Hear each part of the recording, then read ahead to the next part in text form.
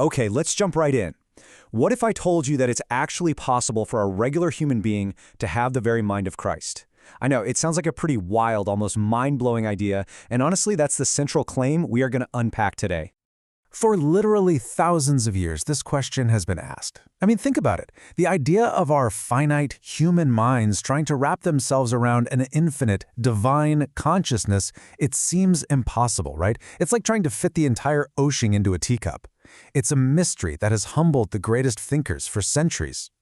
And hey, this isn't just some philosophical question. It's rooted deep in Scripture. The prophet Isaiah asks it point blank, basically setting up this huge barrier.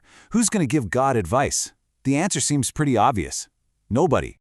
So how in the world do we get from nobody can know to this? Get this. Centuries after Isaiah, the Apostle Paul comes along and makes this absolutely stunning statement.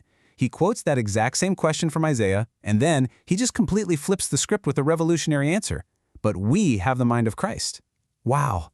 That one little phrase is the key that unlocks this whole entire thing. All right, so here's our game plan. We'll start with the mystery, check out Paul's incredibly bold answer. Then we'll figure out what the mind of Christ even means. After that, we'll get practical with 7 key traits, and we'll wrap up with the big why, the ultimate goal of it all. So, first up, a divine mystery. Yeah, this whole challenge of trying to understand the infinite, it's a theme that pops up again and again.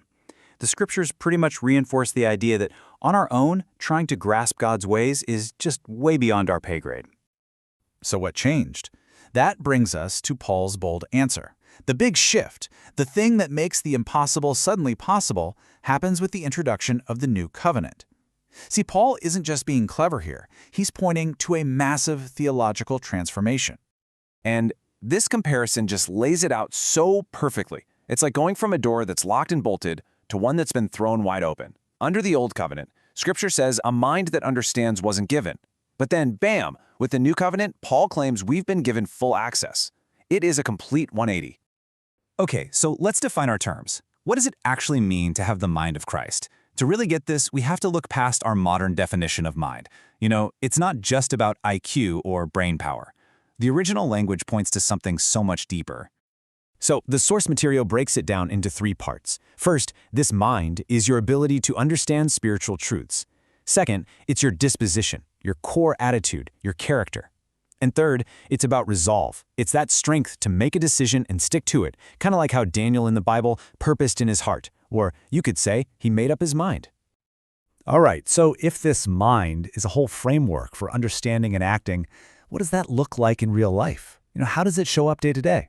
Let's move from the abstract to the concrete and look at 7 distinct traits. First up, it's a mind that is focused on the spirit. And the contrast couldn't be more clear. If you focus on worldly things, that leads to death. But if you focus on the spirit, that leads to life and peace. It's all about where you consciously choose to direct your thoughts. Next, number 2, is a transformed mind that actually seeks to please God. This isn't about just blindly following a list of rules. It's about a completely renewed way of thinking that helps you figure out and actually align with God's will. The third trait is all about embracing newness. This means you're actively taking off the old self, with all its junk, and putting on a new one, a self that's created to reflect God's own character. Fourth on our list, a mature and complete mind. This means you're not childish or easily swayed by every new idea that comes along.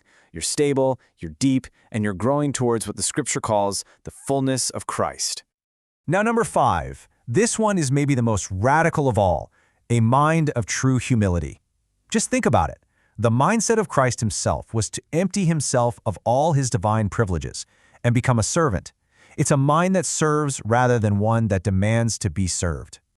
And building right on that humility, the 6th trait is a mind that's focused on others. Makes sense, right? The goal is to build other people up for their own good, just like Christ didn't live to please himself. This is a mind that consistently looks out for the well-being of other people. And finally, our 7th trait is a mind that seeks unity. Now, this isn't about everybody becoming a robot and thinking the exact same thoughts. Not at all. It's about sharing a purpose, about creating harmony so that a whole community can glorify God with one voice. So we've got these 7 traits, but what's the point? Why does all this matter? Well, the purpose here isn't just about some personal self-improvement project. It's about totally transforming how we live together. And this right here brings it all together. The ultimate goal is so much bigger than just self-help. Every one of these traits we've talked about, humility, serving, looking out for others, they're all designed to build a unified, peaceful community that can, together, live in a way that honors God. So we want to leave you with this question to think about. If you were to fully embrace this mindset, one that's focused on the Spirit, on humility, on unity, what would actually change in your life, in your relationships, in your community? It's a powerful question and definitely one worth considering.